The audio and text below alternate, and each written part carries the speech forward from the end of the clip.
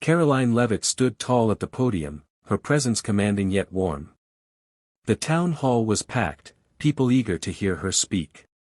She had always been known for her fairness, for her ability to bridge divides with empathy rather than force. But tonight, as she prepared to address the crowd, an unexpected tension filled the air. Among the sea of faces was a reporter, a woman named Claire Dawson. Claire was relentless, known for her sharp questions and unwavering persistence. She had built a reputation for holding people accountable, but to some, she had crossed a line, pushing too hard, too often. That night, she was determined to get answers, no matter the cost. As Karoline began her speech, Claire interrupted. "Ms. Leavitt, will you answer for the policies that hurt the very people you claim to help?" Her voice was sharp, her words laced with challenge. A murmur rippled through the crowd. Some nodded in agreement, others frowned. Karoline paused, meeting Claire's gaze. There was something beyond the aggression in her eyes, something deeper. A pain, a desperation. Instead of dismissing her, Karoline did something unexpected. She stepped away from the podium and walked toward Claire. "You keep asking questions, Claire, but I wonder, what is it you're truly seeking?" The room fell silent. Claire hesitated. No one had ever asked her that before. She had spent years battling for truth, exposing lies, uncovering scandals. But beneath it all, she was tired.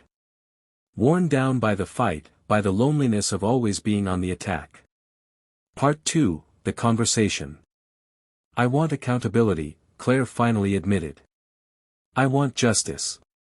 Karoline nodded. "And justice matters. But so does understanding. Let's talk, not as adversaries, but as people." The invitation caught Claire off guard. No anger, no deflection, just an open door. Slowly, hesitantly, she accepted. What followed was not a battle of words but a conversation. A real, honest conversation. They talked about policies, about struggles, about the people left behind in political debates. Karoline listened as Claire shared stories of people she had interviewed, single mothers struggling to make ends meet, veterans battling for healthcare, small business owners drowning in regulations. Claire, in turn, heard Karoline's side, the weight of leadership, the compromises that had to be made, the difficulty of making decisions that affected millions. By the time the hall had emptied, they hadn't solved the world's problems, but they had built something unexpected, mutual respect. Part 3, The Transformation. The next morning, Claire sat down to write an article, but not the one she had planned. Instead of a takedown, it was a reflection on the power of listening, of seeing people beyond their politics. It went viral, touching hearts across the nation. People from all walks of life responded, some agreeing, some disagreeing, but all acknowledging the need for more conversations like theirs.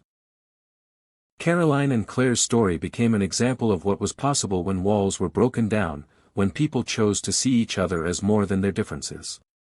And for the first time in a long time, Claire felt something she hadn't in years: hope. Hope that change didn't always come from battle, but sometimes, from the simple act of choosing kindness.